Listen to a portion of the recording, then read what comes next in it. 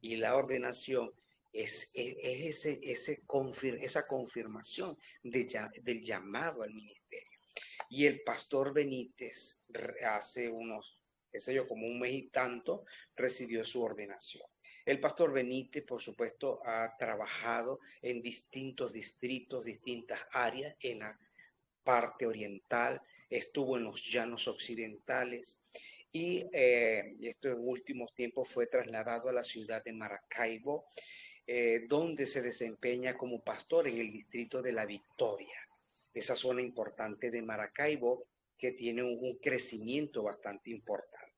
El pastor Benítez es licenciado en teología, también tiene una licenciatura en pedagogía alternativa, un doctorado honoris causa, ¿sí?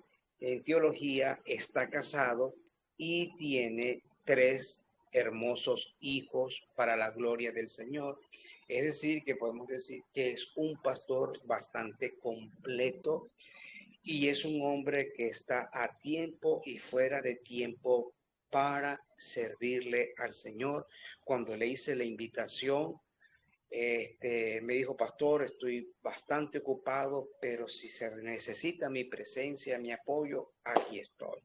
Así que, pastor Benítez, bienvenido a este repaso de la lección, especialmente para los maestros de escuela sabática, para brindarles a ellos las herramientas más destacadas de la lección para que el día de mañana sean impartidas y la clase sea amena, sea hermosa, de tal forma que esto crezca aún más. Pastor, el tiempo es suyo. Bienvenido a nuestro repaso de la lección.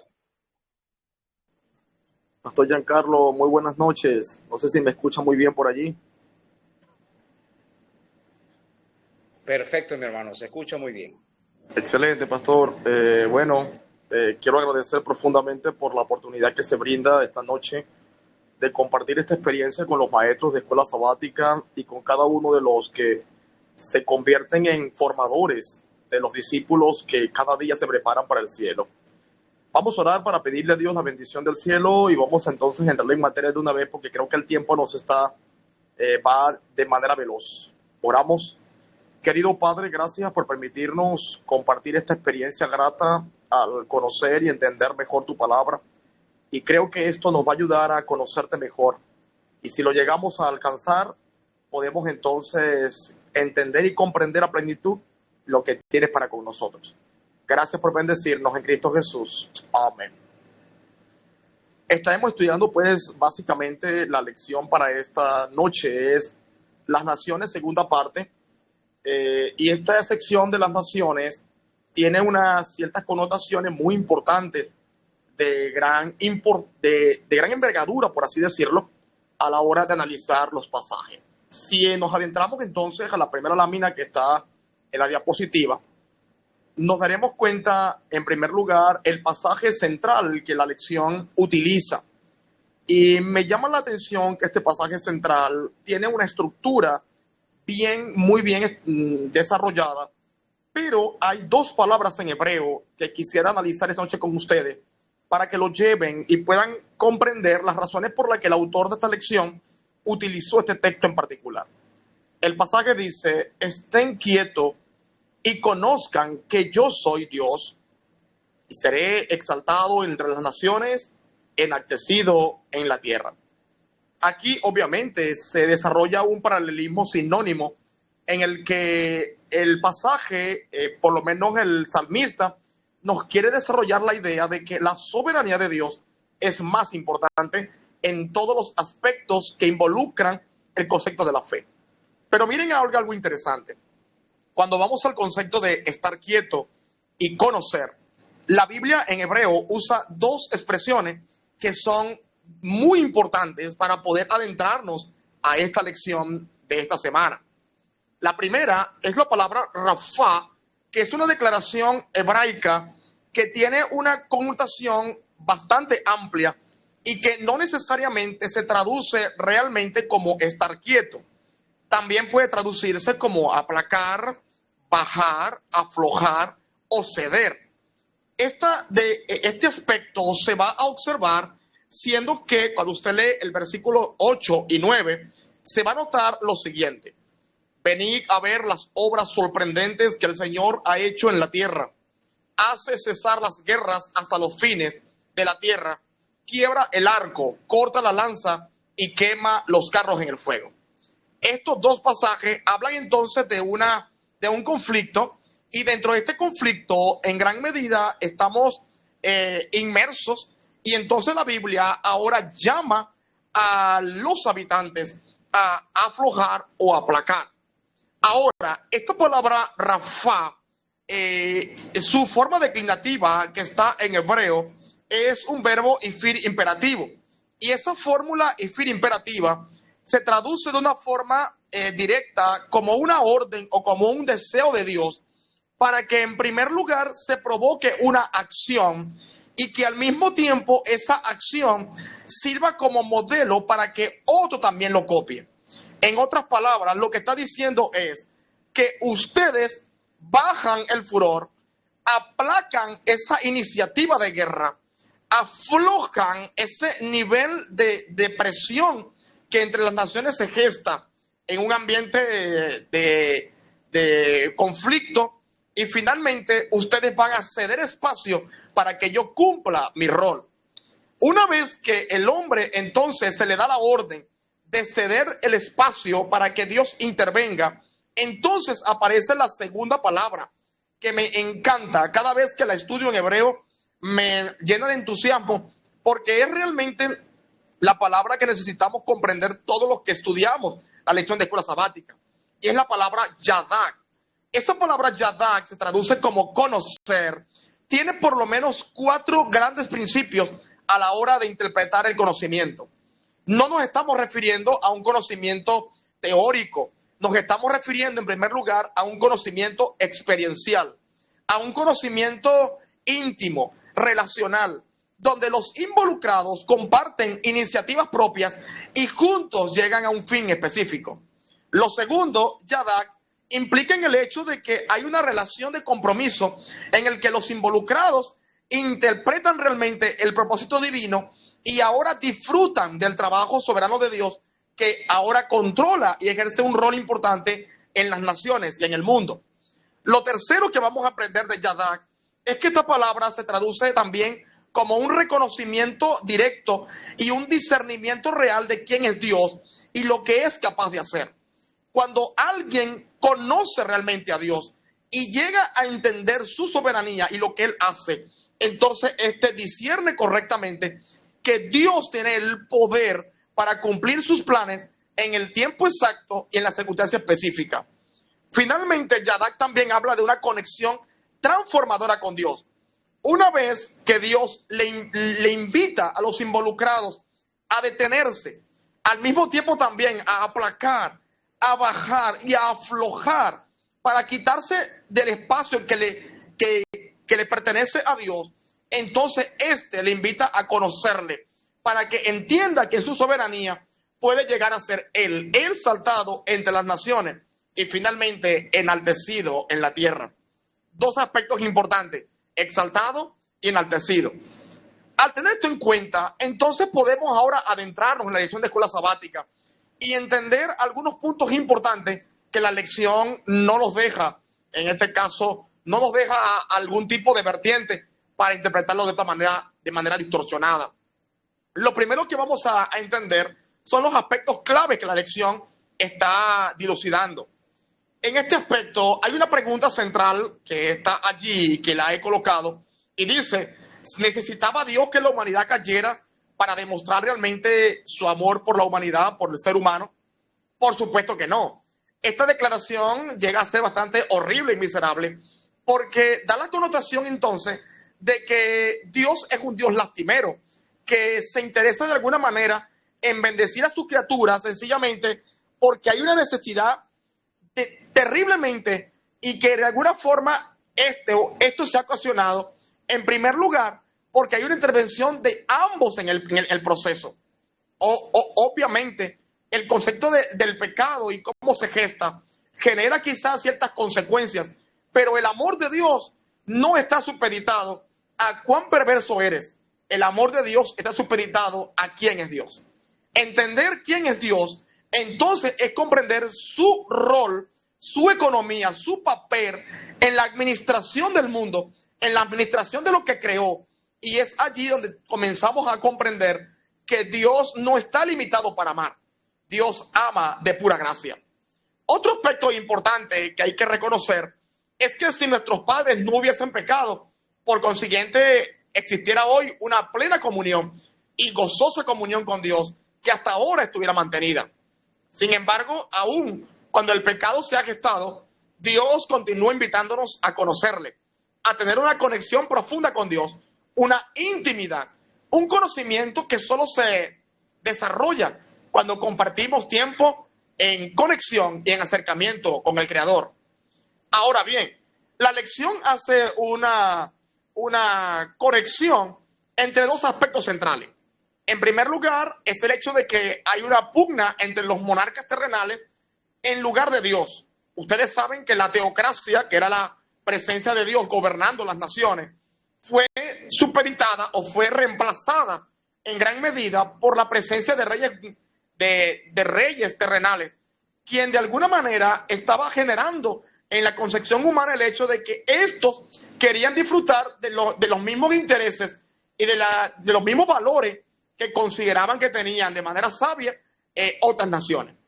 Lo que ellos no tenían en cuenta es que al solicitar tener un rey, estaban de alguna manera colocando a Dios en un segundo plano y estaban desviando su mirada correcta de lo que implica el hecho de que es Dios el soberano de todas las cosas. La segunda cosa que la lección quiere mostrarnos esta noche es que obviamente a los reyes gobernar las naciones, estos de alguna manera pues son pecadores, enseñoreándose de pecadores. Me gusta que la concepción real era vista, en primer lugar, los reyes eran vistos como pastores de la nación, eran los sacerdotes de la nación, eran los gobernantes políticos de la nación, y algunos se arrogaban el hecho de que se consideraban hasta semidioses o hasta dioses con un nivel elevado dentro del concepto de deidad. Obviamente estos olvidaban en gran medida que la soberanía divina no dependía de ellos, sino que dependía de un Dios soberano o el Dios creador. Cuando pasamos a la siguiente lámina, observaremos ahora un aspecto bien interesante. Pudiéramos decir que uno de los aspectos introductorios que la lección está desarrollando o enmarcando en esta semana es el hecho de que hay una pregunta central. ¿Realmente Dios vedó o prohibió el conocimiento del bien y el mal como un asunto caprichoso o que sencillamente no había un interés de Dios por llevar a la humanidad a mantenerse entonces de alguna manera pues como condicionados a no tener que disfrutar toda la esfera completa del conocimiento? Por consiguiente que no. El propósito de Dios siempre es que la humanidad tenga el conocimiento que necesita y el que requiere para afrontar todos los esquemas de la vida. El problema es que conocer el mal no solamente implicaba el hecho de que era solo detectado como parte del ambiente en que vivían, sino que esto traería como consecuencia, por consiguiente, una serie de situaciones que obviamente destruyen el concepto de intimidad, el concepto de relación, el concepto de acercamiento con Dios y por consiguiente traería los males al mundo. Esto era lo que Dios quería evitarle a la raza humana. Pero la raza humana, desesperado de alguna manera por elevarse a los límites o superar los límites, entonces pensó, nosotros necesitamos mayor conocimiento. Y esa es la trampa del diablo hoy. La trampa más eficaz que el enemigo ha colocado en el corazón humano en el presente, cuando va en busca de la salvación o cuando va en busca del conocimiento claro de Dios y cuando se le invita a tomar una decisión clara en relación con su fe, lo primero que la gente dice, me falta conocimiento. Porque obviamente las personas consideran que el conocimiento es tan relevante como el hecho de que ésta vaya por fe y se acerque al Salvador. La segunda cosa que está de manera introductoria en la lección es el hecho de que la pregunta es importante. ¿Será que gobernarse a sí mismo es más importante que someterme a la voluntad de Dios? Y es aquí donde comenzamos una pugna entre el deseo de Dios y la voluntad expresa del ser humano. Esta línea de acción que se puede convertir quizá en un gran conflicto puede llevarnos de alguna manera a tomar decisiones equivocadas o en cierta medida nos puede llevar a pensar que tenemos el control de las cosas hasta el momento en que los problemas y las dificultades llegan. La tercera cosa que vamos a ver de manera introductoria es que el autor de la lección nos equipara el hecho de que tengamos reyes malvados al mismo tiempo hará que su gobierno también llegue a ser pagano. Un gobierno que no honra y glorifica al Señor.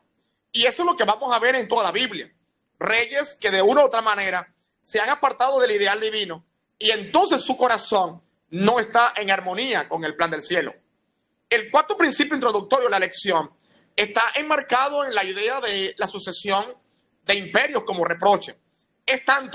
Es interesante que Daniel 2 y Daniel 7, cuando se usa el concepto de sucesión, o específicamente Daniel 2, cuando se hace pues el concepto de sucesión en la estatua, Babilonia, oro, Medio Persia, plata, Grecia, bronce, lo que está diciendo es que en vez de generarse lo que humanamente hoy hablamos del concepto evolutivo de la economía, de cómo la humanidad pareciera que está desarrollándose, ampliándose, cambiando o gestando nuevas maneras de ver las cosas. Ahora lo que está diciendo la Biblia es que va en regresión. Pareciera que hay una pérdida del valor que tienen estos metales y esto dice de alguna forma que cada poder pierde el nivel de control que tenía y al perder el nivel de control que tenía, entonces se hace frágil y al hacerse frágil, por consiguiente, va a entonces abrir una brecha para que la piedra caiga y entonces aparezca la venida de Jesús. Teniendo esto claro, entonces pudiéramos adentrarnos en el objetivo de la lección de esta semana. Considero que el objetivo de la lección de esta semana está enmarcada por lo menos en dos grandes dilemas. El estudio de Daniel capítulo 2 y Daniel capítulo 7. Por un lado vamos a ver la estatua en una asociación de reinos. Por otro lado vamos a ver los animales. El león, el oso, el leopardo y una bestia espantosa y terrible. Esta sucesión que tiene el mismo orden estructural de los gobiernos de turno y que cada uno de ellos bajo un tiempo específico delegan sus funciones o por lo menos pierden sus funciones y se pierde ese concepto de sucesión de realeza, donde obviamente todos los gobernantes deseaban entonces que sus descendientes mantuvieran la línea real. Pero cuando la Biblia me enmarca y me indica que en cada poderío hay una pérdida de este gobierno para que se levante uno nuevo, lo que está diciendo es, ustedes no tienen el control del mundo. Ahora bien, veamos por favor algunos aspectos en la siguiente lámina. Vamos a notar algunos elementos enmarcados en la siguiente declaración.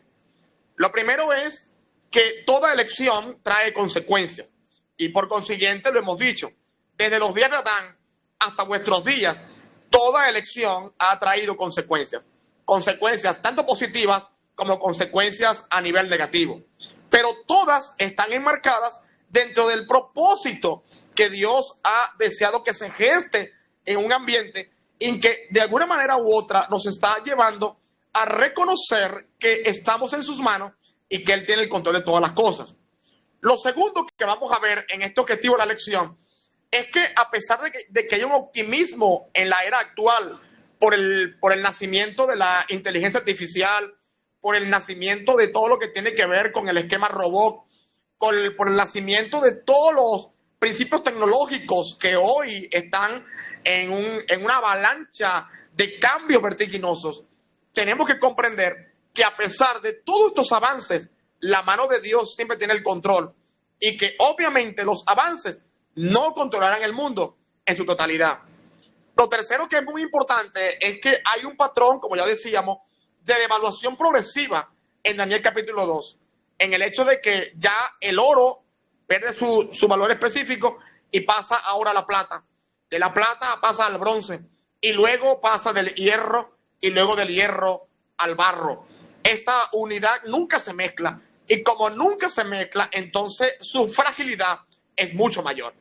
Esto, por consiguiente, nos conecta con el capítulo 7 de Daniel, quien de alguna manera nos recuerda que las inundaciones, las olas y las convulsiones del mundo de alguna forma nos revelan que este mundo está en un nivel de colapso. El pecado lo ha llevado a un nivel de degradación y solo el acto de misericordia de Dios hará que nosotros experimentemos otro tipo de bendiciones que Él nos va a regalar. Así que obviamente tanto la vida como la eternidad es un regalo misericordioso de Dios. La segunda cosa que vamos a ver en esta lección es el hecho de que a pesar de que las naciones, o por lo menos el pueblo de Dios, eligió vivir o convivir con los paganos en relación con la dominación babilónica y cómo se tuvo un control sobre el mundo, a pesar de eso, tenemos que tener claro algo muy importante. Dios siempre utilizó a los gobernantes como un medio para hacer cumplir sus planes y sus fines. Otro aspecto muy importante es el hecho de que a pesar de que el sufrimiento se gestó con la presencia del nacimiento del cuerno pequeño, que nace exactamente como nace una planta y que va creciendo y que toma arrogantemente un puesto dentro de este panorama de las naciones y del concepto real, y que por consiguiente lo consideramos como uno de los puntos importantísimos dentro del panorama mundial en este tiempo importante de la historia. Así que pudiéramos hablar de algunos puntos principales de la lección, como puede ser la relación tierra y mar. El concepto de tierra representa a un mundo ordenado, y eso lo vamos a ver en Génesis 1, cuando Dios permite que la tierra surja del gran océano cósmico, y entonces se muestra ordenado para que sirva como el hábitat, como presencia, tanto para los animales como al ser humano, como a todo el ecosistema que serviría de bendición para la raza. Al mismo tiempo también alrededor tendríamos entonces al mar, naciones gentiles que lo amenazan. Eso lo vamos a ver, esos dos elementos lo vamos a ver muy repetidas veces en el Apocalipsis, como un elemento de conflicto y en el que Dios tiene el control del proceso. Así que tenemos aquí pues una estabilidad bajo el gobierno de Dios, o tenemos entonces el orgullo humano que gesta un nivel de exaltación que lleva al ser humano a dominar, controlar y a generar toda clase de acciones que degradan y destruyen el ideal que tiene para con nosotros como administradores de los tesoros o recursos de Dios. Vemos también la bestia que sube que sube del mar y la que sube de la tierra, pero básicamente la que sube de la tierra es una bestia que se levanta como cordero, pero que en esencia habla como dragón. Entonces la abundancia del corazón hablará la boca. Su corazón representa directamente a quien le sirve, y nada más y nada menos le sirve al dragón o a Satanás. Esto por consiguiente levanta un faro de libertad religiosa en un tiempo tan importante, en esa época donde era tan necesario que Estados Unidos se convirtiera en una bendición para que se gestara la libertad religiosa que tú y yo hoy disfrutamos, pero que en algún momento de la historia llegará quizás a ser reprimida. Este aspecto pasará de ser un país con libertad religiosa a convertirse entonces en un perseguidor dominante. Vemos allí entonces las connotaciones entre una iglesia remanente y que ésta nace en el nuevo mundo, y esta iglesia remanente viene a ser gestada o viene y nace con el único propósito, con el mandato de la iglesia de predicar el evangelio al mundo. Un evangelio que se convierte ahora en el mejor nuevo orden mundial. Ese nuevo orden mundial del evangelio que hace que el mundo conozca que realmente Dios tiene el control de todas las cosas. Entonces, el fin de los imperios mundanos llegará. Y esto traerá como bendición la entronización permanente de Cristo y su presencia de manera soberana y completa. Por tal razón, pudiéramos aplicar para la vida algunos aspectos centrales. Hay muchas lecciones que sacamos de esta declaración de estudio de esta semana, pero quise puntualizar 4 aspectos. El primer aspecto es que a pesar de que la destrucción es una realidad ineludible en nuestra era, esta nos recuerda cuáles son las terribles consecuencias del pecado y nos lleva a odiarlo cada vez más. Lo segundo y más importante es que las señales y las marcas de Cristo en sus manos y en sus pies nos dan la seguridad de que la salvación es una realidad inminente y de gran envergadura para este tiempo de crisis. Lo tercero es que Dios siempre ejecutará su justicia para quienes desprecian su misericordia, pero también desarrollará justicia para aquellos que le proclaman alabanza y declaran el poder de Dios. Entonces, Dios es justo para aquellos que se empecinan en destruir y degradar lo que Dios le ha dado, pero también es justo para aquellos que deciden unirse en intimidad con Dios. Por tal razón, comprendiendo estas aplicaciones para la vida y entendiendo la necesidad que tenemos los seres humanos en este tiempo de tener claro cuán poderoso es Dios, tener claro que en medio de los problemas que se avecinan a diario, a pesar de la multiplicidad de cambios que este mundo nos impera, podemos decir que el gobierno, la soberanía y el control provienen de Dios. Entender este aspecto nos va a evitar toda clase de problemas, pero lo más importante, puede ayudarnos a lidiar con la depresión, la ansiedad y todos aquellos factores afectivos que están generando serios trastornos en nuestra era actual. Al mismo tiempo también nos desvía la mirada de esa concepción de crisis económica, social, que el mundo hoy desarrolla, para comenzar a entender que todas las cosas están ocurriendo porque Dios así lo ha permitido y que su gracia nos está permitiendo vivir para experimentar su amor, para experimentar lo que la palabra de Dios ya está revelado y en definitiva para entender y conocer que Dios es fiel en todas las cosas. Cuando los seres humanos llegamos a comprender estos aspectos, entonces la aplicación para la vida se convierte en una realidad.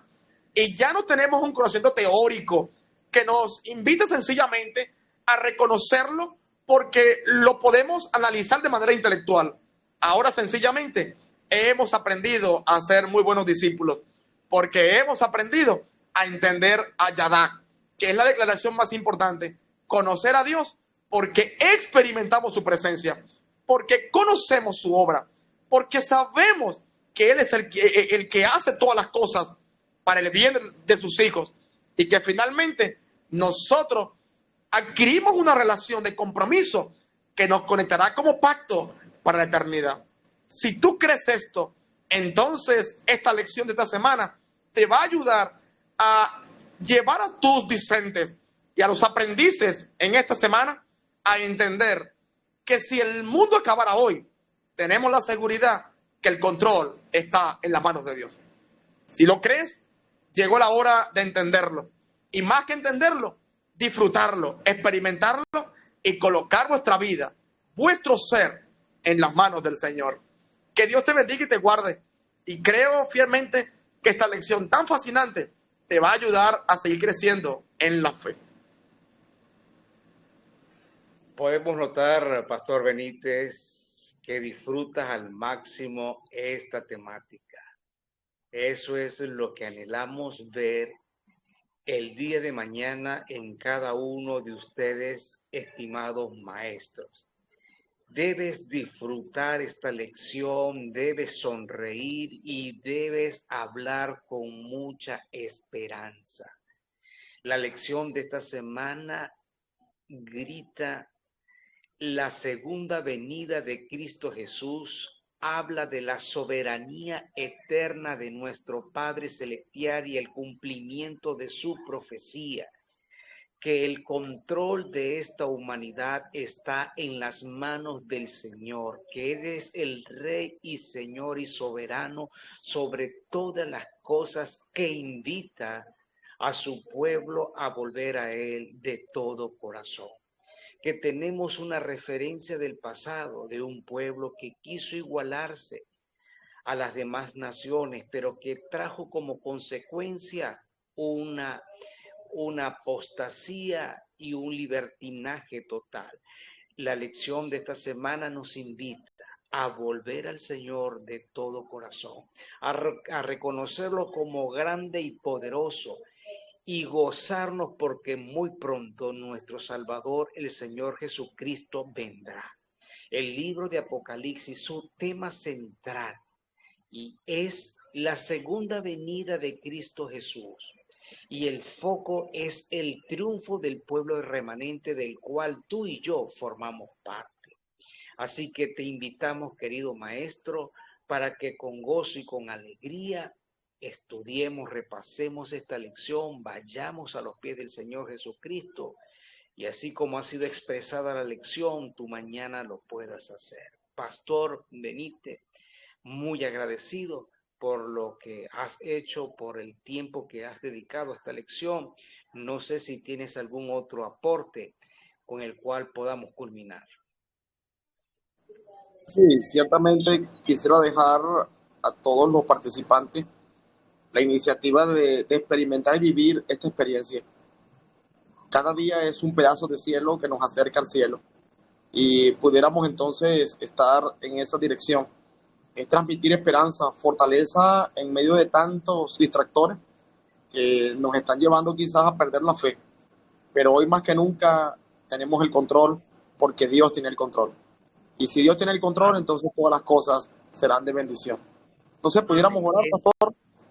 Sí, sí, por favor, quiero pedirte que por favor nos despidas en oración, no sin antes recordarles a todos los que se han conectado que el material ya está aquí en la plataforma, usted lo puede tomar como guía que pueda desarrollar su lección. Y vamos enseguida también a lo que es el desafío del saber. Vamos a ver qué tanto conocimiento y qué tan preparado estamos para el día de mañana. Entonces, le pedimos y la oración del pastor Benítez. Gracias por tu aporte, gracias por estar con nosotros una vez más. Vamos a orar. Querido Padre, gracias por permitirnos disfrutar esta experiencia grata, saber que el control está en tus manos y que caminamos todos los días con la seguridad de que triunfaremos porque tú has triunfado y llegaremos a la meta porque nos concedes el regalo de hacerlo. En esta hora, Señor, permite que podamos seguir avanzando en tu nombre y permite también que tu gracia se manifieste con vosotros hasta el fin. En Cristo Jesús. Amén. Dios les bendiga a todos. Fue un placer compartir con ustedes. Bendiciones para todos, Dios les bendiga, feliz noche, que Dios les fortalezca a cada paso de sus vidas. Buenas noches para todos. Ya voy a lanzar el desafío.